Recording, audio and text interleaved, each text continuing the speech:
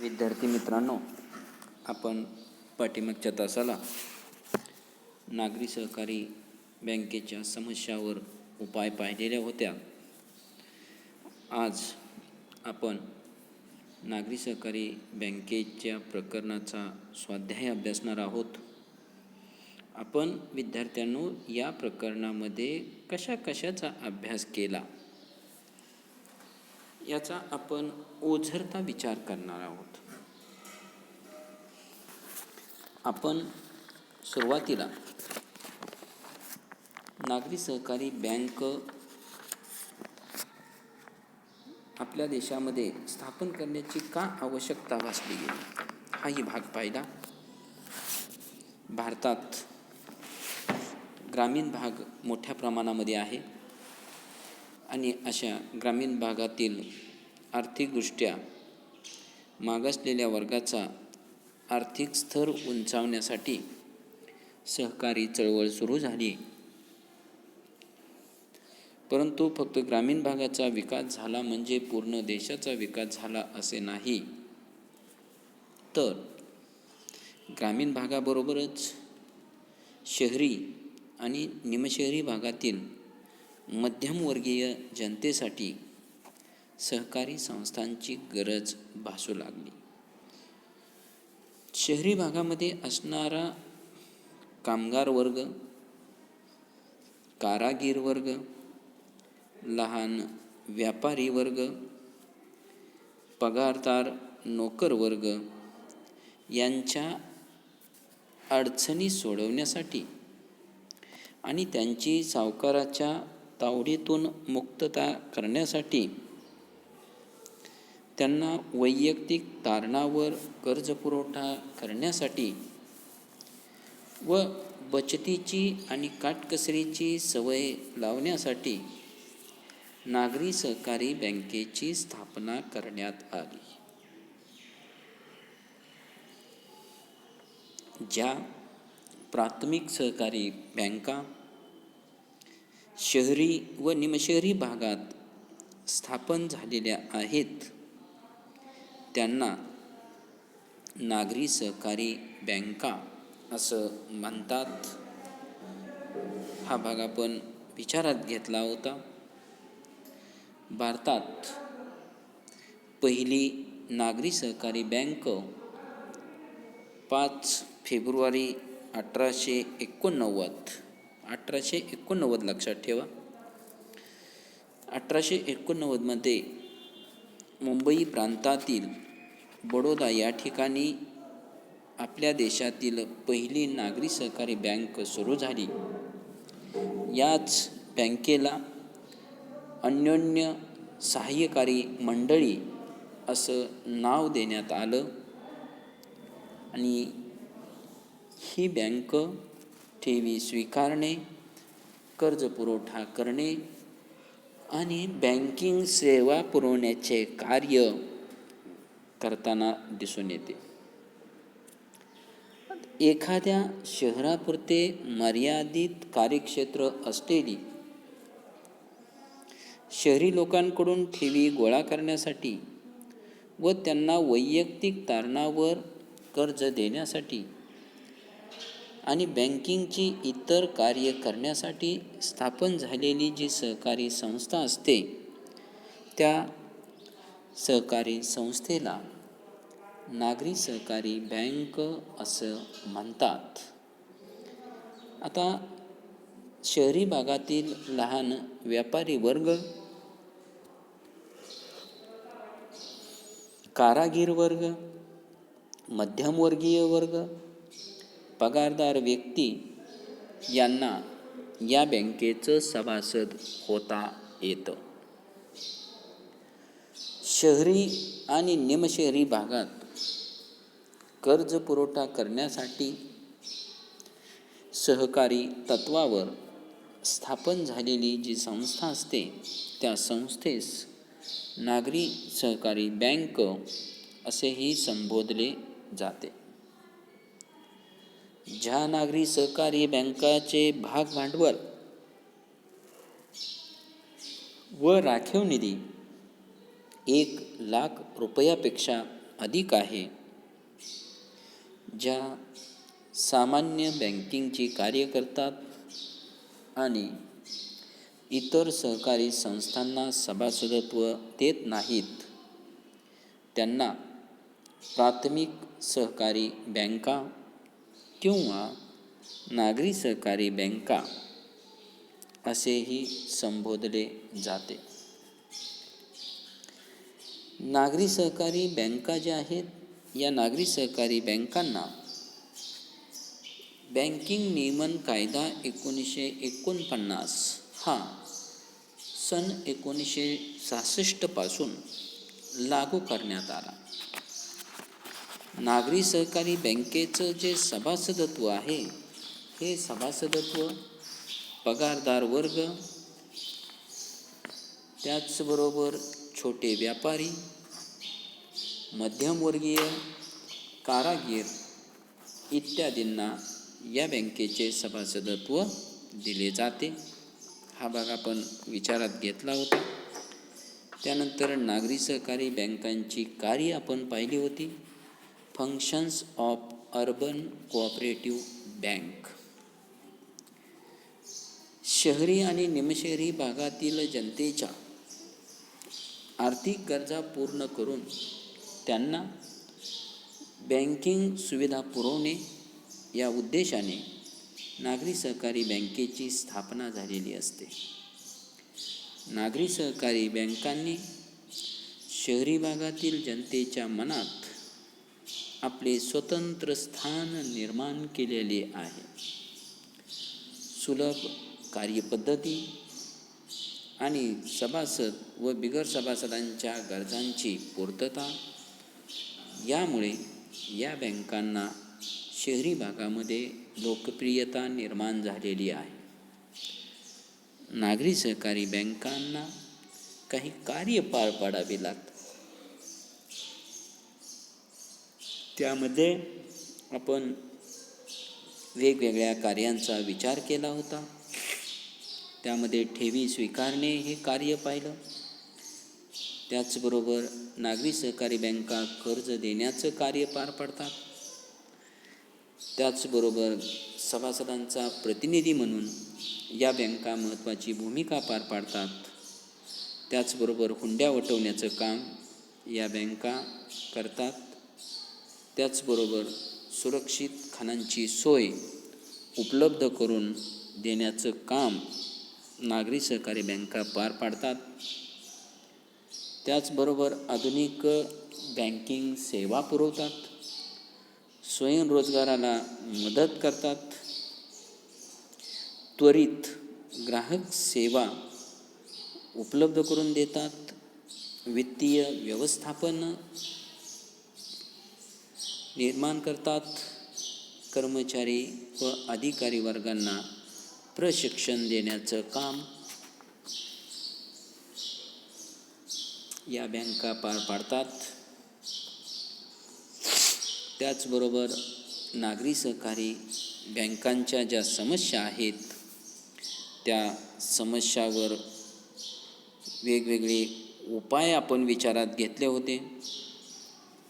त्यामध्ये एका शहरापुरते मर्यादित कार्यक्षेत्र असलेली शहरी आणि निमशहरी लोकांकडून ठेवी गोळा करून त्यांना वैयक्तिक कारणावर विविध कारणासाठी कर्जपुरवठा करणाऱ्या नागरी सहकारी बँकेच्या कार्यपद्धतीमध्ये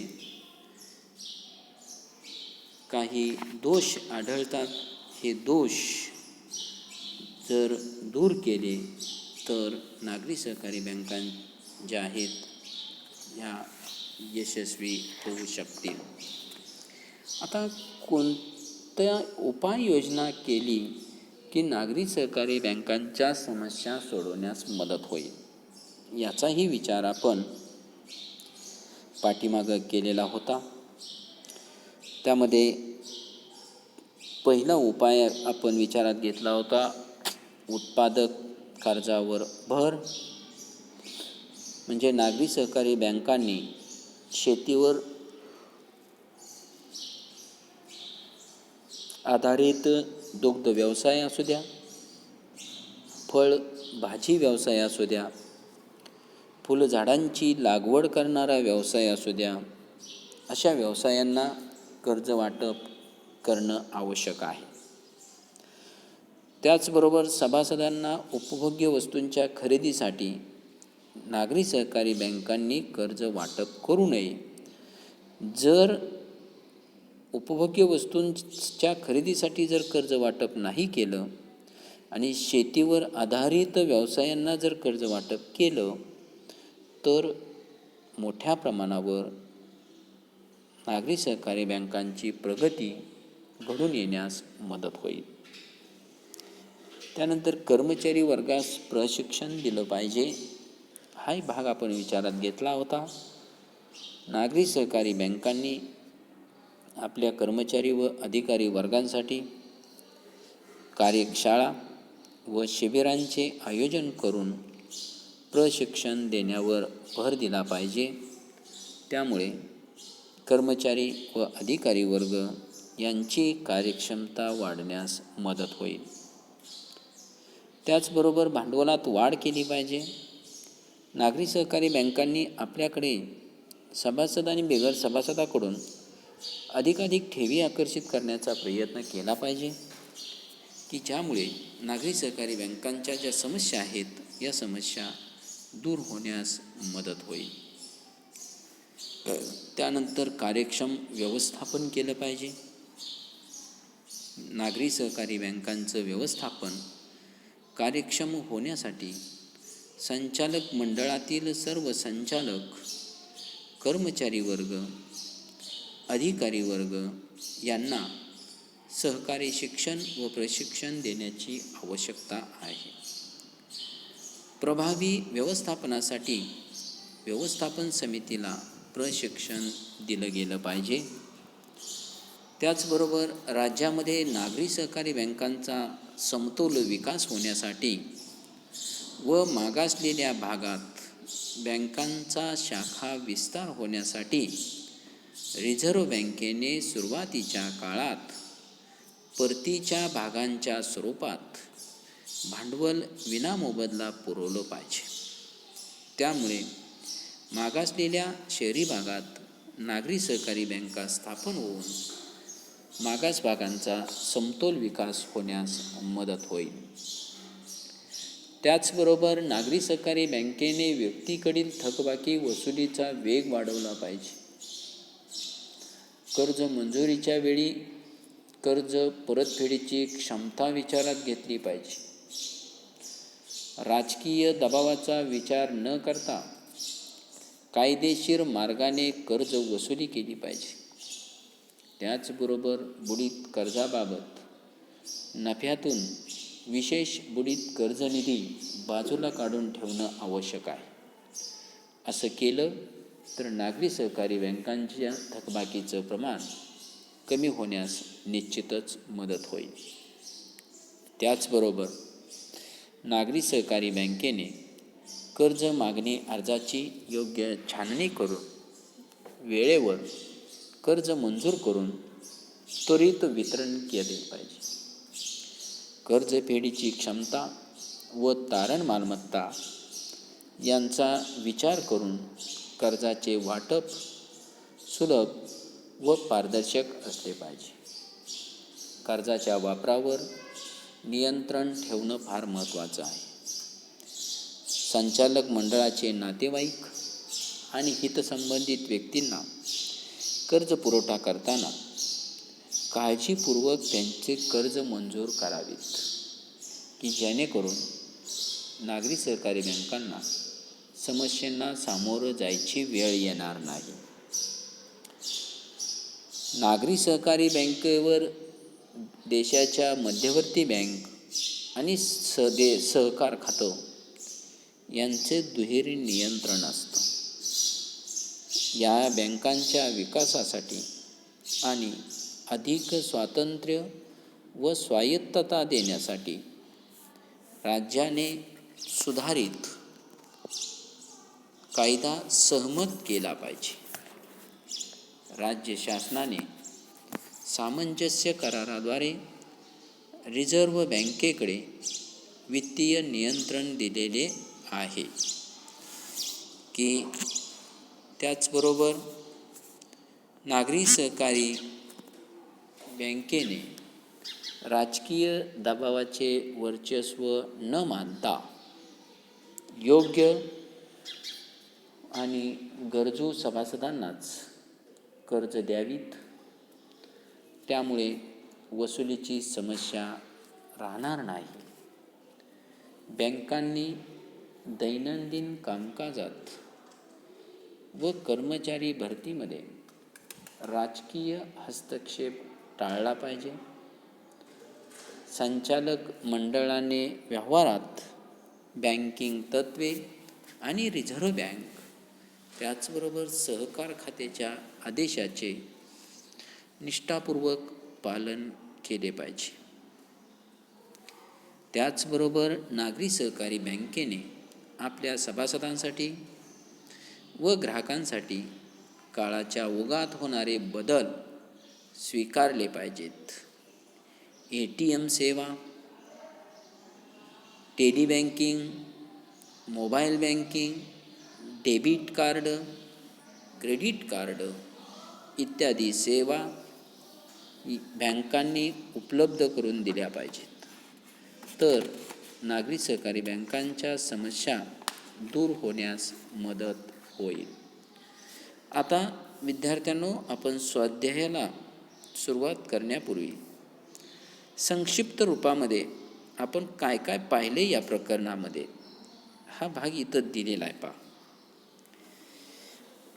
आपण सुरुवातीला ह्या काय इथं नागरी सहकारी बँक त्याची व्याख्या वगैरे सांगितलेली आहे. नागरी सहकारी बँकांची कार्य पाहिलेली आहेत, तिथं दिलेले आहेत. पहा, ठेवी स्वीकारणे, कर्ज देणे, प्रतिनिधी म्हणून कार्य करणे, हुंड्या वटवणे, सुरक्षित खाणांची सोय करणे, आधुनिक बँकिंग सेवा देणे, स्वयंरोजगाराला मदत करणे, त्वरित ग्राहक सेवा उपलब्ध करणे, वित्तीय व्यवस्थापन आणि कर्मचारी व अधिकारी यांना प्रशिक्षण देणे. त्यानंतर खाली भागात नागरी सहकारी बँकांच्या समस्या दिलेल्या आहेत.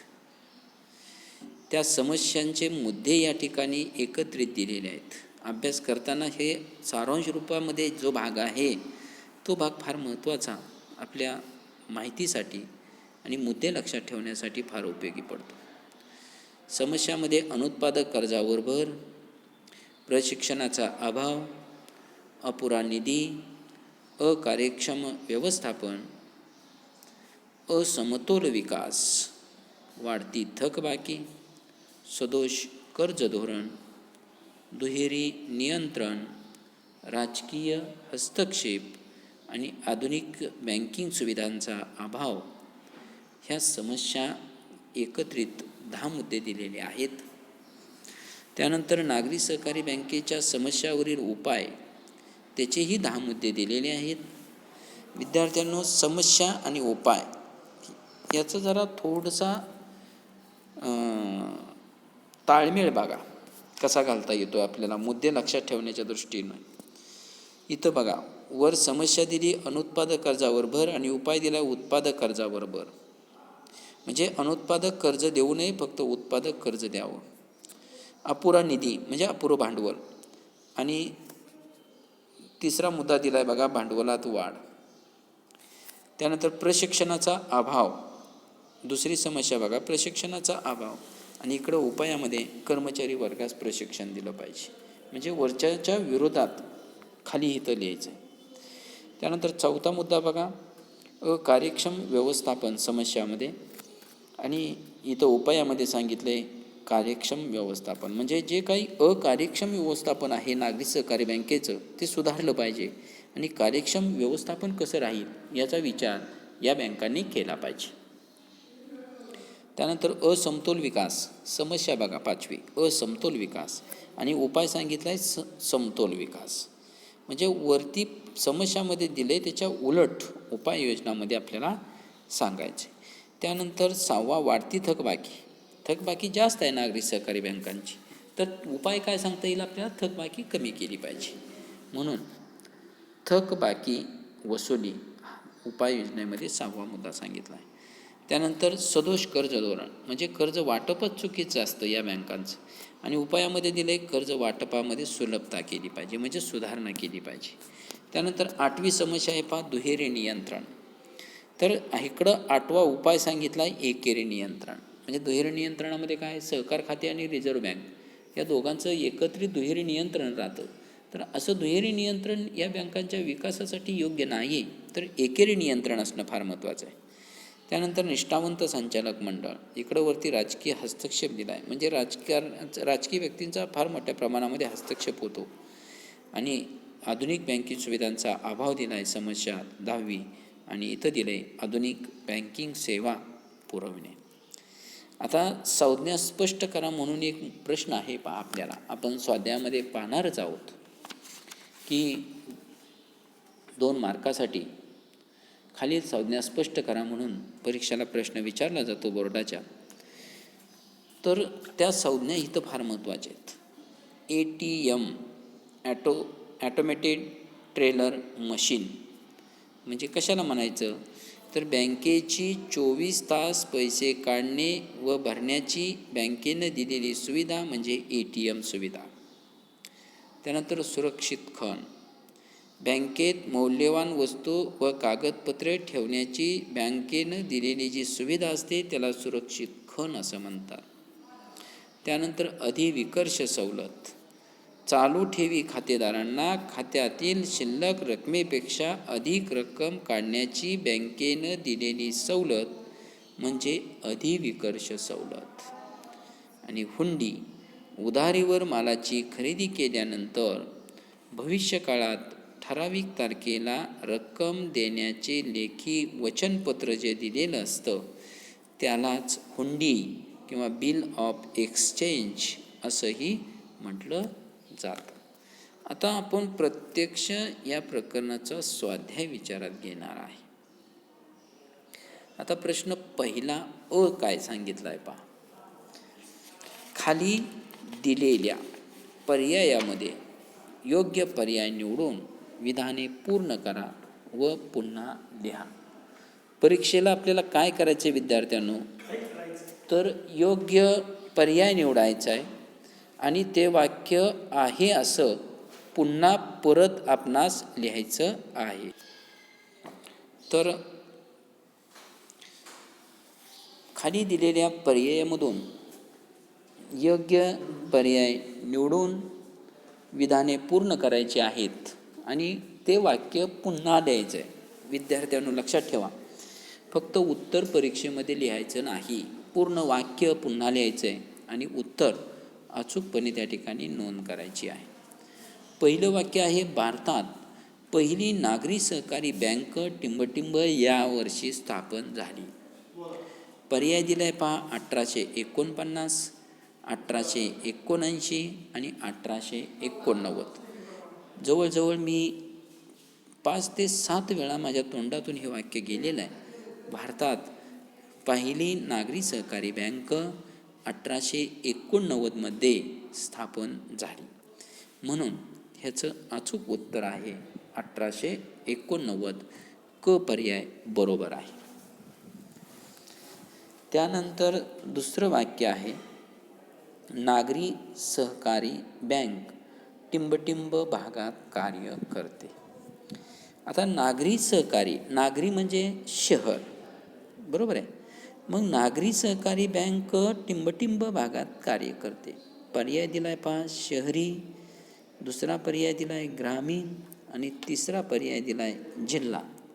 तर नागरी सहकारी बँक शहरी भागात कार्य करते. पर्याय शहरी असेल किंवा निमशहरी असेल, दोन्हीपैकी एक असेल तर त्यातला शहरी किंवा निमशहरी हे अचूक उत्तर आहे. म्हणून वाक्य लिहायचं आणि रिकाम्या जागेच्या ठिकाणी शहरी हा अचूक पर्याय त्या ठिकाणी लिहायचा. त्यानंतर तिसरं वाक्य आहे, बँकिंग नियमन कायदा म्हणजे भारतात बँकिंग नियमन कायदा लागू झाला 1949 आणि हा कायदा नागरी सहकारी बँकांना कधी लागू झाला, म्हणजे बँकिंग नियमन कायदा 1949 नागरी सहकारी बँकांना सन टिंबटिंबपासून लागू करण्यात आला. पर्याय आहे 1965, 1966 आणि 1967. आत्ताच मी आपल्या ह्या तासामध्येच मी पाठीमागं उजळणी घेताना बोललो होतो मी की भारतात नागरी सहकारी बँकांना नागरी बँकिंग नियमन कायदा 1966पासून लागू करण्यात आलेला आहे. म्हणून अचूक उत्तर काय आहे? 1966. त्यानंतर चौथं वाक्य आहे, नागरी सहकारी बँका या टिंबटिंब बँकेच्या सभासद असतात. तर पर्याय दिलेला आहे प्राथमिक सहकारी बँक. दुसरा पर्याय दिला आहे जिल्हा मध्यवर्ती सहकारी बँक. आणि तिसरा पर्याय दिलेला आहे ग्रामीण सहकारी बँक. तर नागरी सहकारी बँका ज्या असतात या बँका जिल्हा मध्यवर्ती सहकारी बँकांच्या सभासद असतात. प्राथमिक सहकारी बँकांच्या सभासद नसतात, तर जिल्हा मध्यवर्ती सहकारी बँकांच्या सभासद असतात. त्यानंतर भारतातील पहिल्या नागरी सहकारी बँकेचे टिंबटिंब हे नाव आहे. पर्याय दिला आहे महाराष्ट्र राज्य सहकारी बँक. दुसरा पर्याय दिला आहे जिल्हा मध्यवर्ती सहकारी बँक. तिसरा पर्याय दिला आहे अन्योन्य सहाय्यकारी मंडळी. तर भारतामध्ये जी पहिली नागरी सहकारी बँक सुरू झाली 1889मध्ये. कुठं सुरू झाली ती बँक? तर मुंबई प्रांतातील बडोदा या शहरात भाऊसाहेब कवठेकर यांच्या मार्गदर्शनाखाली ही बँक सुरू झाली. या संस्थेचं नाव होतं अन्योन्य सहाय्यकारी मंडळी असं नाव होतं. म्हणून तिसरा पर्याय अचूक आहे की भारतातील पहिल्या नागरी सहकारी बँकेचे टिंबटिंब हे नाव होते. तर अन्योन्य सहाय्यकारी मंडळी. त्यानंतर ब दिलाय पहा, योग्य जोड्या लावा. परीक्षेला बोर्डाच्या अ गटामध्ये 5 आकडे असतात, ब गटामध्ये 10 आकडे असतात. विद्यार्थ्यांनो, बोर्डाच्या परीक्षेमध्ये ऑब्जेक्टिव्ह जे आहे हे ऑब्जेक्टिव्ह जवळजवळ 20 मार्कासाठी ऑब्जेक्टिव्ह आहे. तर 20 मार्कामध्ये 5-5 मार्कासाठी एक एक प्रश्न आहे. म्हणजे योग्य पर्याय निवडा आणि त्यामध्ये एकूण जवळजवळ 8 ते 9 ऑप्शन्स आहेत. त्यापैकी 4 ऑप्शन्स निवडले जातात बोर्डाच्या परीक्षेला. उदाहरणार्थ कोणतं? तर हा पहिला ऑप्शन योग्य पर्याय निवडा 5 मार्कासाठी, किंवा योग्य जोड्या जुळवा 5 मार्कासाठी, एक शब्दसमूह लिहा 5 मार्कासाठी, चुकी बरोबर ते लिहा 5 मार्कासाठी, खालील विधाने पूर्ण करून लिहा 5 मार्कासाठी, अचूक पर्याय निवडा 5 मार्कासाठी, एका वाक्यात उत्तरे लिहा 5 मार्कासाठी, आणि खालील वाक्यातील अधोरेखित शब्द दुरुस्त करून वाक्य पुन्हा लिहा 5 मार्कासाठी, गटात न बसणारा शब्द शोधा 5 मार्कासाठी, योग्य क्रम लावा 5 मार्कासाठी. असे बघा, योग्य क्रम लावा 1, गटात न बसणारा शब्द 2, अधोरेखित शब्द 3, एका वाक्यात उत्तरे द्या 4, अचूक पर्याय निवडा 5, विधाने पूर्ण करा 6, चुकी बरोबर 7, एक शब्द प्रयोग सुचवा 8, जोड्या लावा 9 आणि योग्य पर्याय निवडा 10. ह्या 10 पैकी बोर्डाच्या परीक्षेला 4 पर्याय निवडले जातात. कोणतेही असतील आपणास सांगता येणार नाही. हे लक्षात ठेवा. पूर्वी कसं होतं, फिक्स म्हणजे फिक्सच होतं. योग्य पर्याय निवडून विधाने पूर्ण करा विचारलंच जायचं, शब्दसमूह सुचवा विचारलं जायचं, जोड्या लावा विचारलं जायचं. तर आता नवीन अभ्यासक्रमानुसार हे सांगता येत नाही. तर आता आपण काय पाहिलं, तर योग्य पर्याय निवडून विधाने पूर्ण करा व पुन्हा लिहा, हा भाग आपण आता पाहिला. त्यानंतर आता योग्य जोड्या जुळवा. आता अ गटामध्ये 5 आकडे आहेत, ब गटामध्ये 10 आहेत. आता अ गटामध्ये पहिला आकडा आहे बँकिंग नियमन कायदा. आता बघा, योग्य पर्याय निवडामध्ये तिसरं वाक्य होतं बँकिंग नियमन कायदा 1949, बरोबर आहे. आता इथं आहे का बघा, ब गटामध्ये 5वा आकडा आहे बघा 1949. म्हणजे बँकिंग नियमन कायद्याचं अचूक उत्तर काय आहे, 1949. त्यानंतर ब दिला आहे नागरी सहकारी बँक. आता नागरी सहकारी बँक कोणतं ह्यात बसते पहा, ग्रामीण क्षेत्र, शहरी क्षेत्र. तर शहरी भागामध्ये बँक कार्य करते. तर 10वं जो ब गटातील पर्याय आहे शहरी क्षेत्र, हे शहरी क्षेत्र अचूक उत्तर आहे. कशाचं, नागरी सहकारी बँकेचं. त्यानंतर ATM सुविधा. ATM सुविधेमध्ये काय होतं, 24 तास पैसे भरणे व काढणे. 7वा दिला आहे 12 तास पैसे भरणे व काढणे. तर 12 तास नाही तर किती आहे, 24 तास पैसे भरणे व काढणे. म्हणून ATM सुविधेचा अचूक पर्याय आहे दुसरा, 24 तास पैसे भरणे व काढणे. त्यानंतर पुढचं आहे पहा, कुठलं, स्वतःचा निधी. आता स्वतःचा निधी म्हणजे स्वतःचं भांडवल. आपण भाग भांडवल उभारणीची साधनं पाहिलेली आहेत, अंतर्गत साधने. आता स्वतःचं निधी कुठला आहे, तर भाग भांडवल 6वा आकडा. स्वतःचा निधी म्हणजे भाग भांडवल जे आहे हे सहकारी संस्थेच्या स्वतःचा निधी आहे, अंतर्गत मार्गाने मिळवलेलं भांडवल आहे. हे कर्जाऊ नाही, स्वतःच्या मालकीचं भांडवल आहे. म्हणून स्वतःचा निधी, त्याला अचूक उत्तर आहे 6वं, भाग भांडवल. त्यानंतर शेवटचं आहे सुरक्षित खण. आता सुरक्षित खणामध्ये कसल्या वस्तू ठेवायच्या बघा, 9वा आकडा दिला आहे गौण वस्तू ठेवणे आणि 3रा आकडा दिला आहे मौल्यवान वस्तू ठेवणे. आता बँकेमध्ये सुरक्षित खण भाडोत्री दिला जातो, त्याला सुरक्षित ठेव कप्पा असं म्हटलं जातं. आता तो भाडे तत्वाने बँकेमध्ये घेतला जातो. म्हणजे त्या सुरक्षित खणामध्ये आपण काय ठेवतो, तर मौल्यवान वस्तूच ठेवतो. सोने, चांदी, दागदागिने, महत्त्वाचे दस्तऐवज, कागदपत्रे, अशा मौल्यवान वस्तू आपण त्याच्यामध्ये ठेवतो. म्हणून सुरक्षित खणाचं अचूक उत्तर आहे मौल्यवान वस्तू ठेवणे.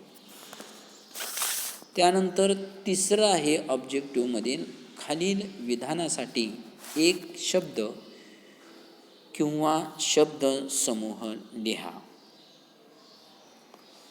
आता पहिला आकडा दिला आहे भारतातील पहिल्या नागरी सहकारी बँकेचं नाव. आता भारतात जी पहिली नागरी सहकारी बँक जी सुरू झाली त्या बँकेला कुठलं नाव दिलं होतं, तर अन्योन्य सहाय्यकारी मंडळी असं नाव दिलं होतं. म्हणून भारतातील पहिल्या नागरी सहकारी बँकेचं नाव, त्याचं अचूक उत्तर आहे अन्योन्य सहाय्यकारी मंडळी. त्यानंतर दुसरं वाक्य आहे शहरी भागातील पगारदार वर्ग, लहान व्यावसायिक, कारागिरांना कर्ज पुरवठा करणारी बँक. आता शहरी भाग दिलेला आहे. आता शहरी भागातील पगारदार वर्ग, लहान व्यावसायिक आणि कारागीर वर्गांना कर्ज पुरवठा करणारी बँक कोणती, तर नागरी सहकारी बँक. म्हणून त्याचं अचूक उत्तर आहे नागरी सहकारी बँक. त्यानंतर 3रा आकडा आहे दागदागिने व मौल्यवान वस्तू सुरक्षितरित्या ठेवण्यासाठी नागरी सहकारी बँकेने पुरवलेली सुविधा. तर दागदागिने आणि मौल्यवान वस्तू सुरक्षितरित्या ठेवण्यासाठी नागरी सहकारी बँकेनं कुठली सुविधा पुरवलेली आहे? तर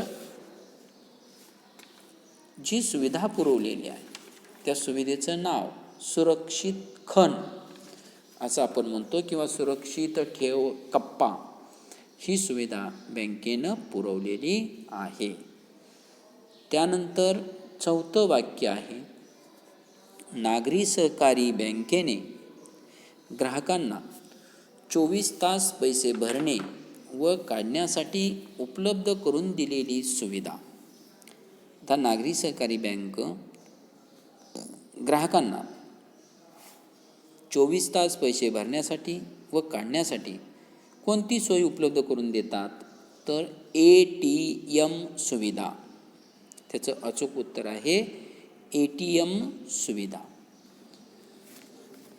आता 5वं वाक्य, बँकिंग नियमन कायदा 1949, म्हणजे बँकिंग नियमन कायदा 1949 नागरी सहकारी बँकांना लागू झालेलं वर्ष. नागरी सहकारी बँकांना कधी लागू झालं ते? तर 1966 साली लागू झालं. म्हणून 5व्याचं अचूक उत्तर आहे 1966. तर असं खालील विधानासाठी एक शब्द किंवा शब्दसमूह लिहा. परीक्षेमध्ये वाक्य लिहायचं आणि त्याच्या पुढं डॅश करून त्याचं उत्तर लिहायचं. लक्षात आलं? फक्त उत्तर लिहायचं नाही, हे पक्क लक्षात ठेवा विद्यार्थ्यांनो. त्यानंतर पुढं ड, खालील विधाने चूक किंवा बरोबर ते लिहा. आता हे विधान चूक आहे का बरोबर ते आपल्याला लिहायचं आहे.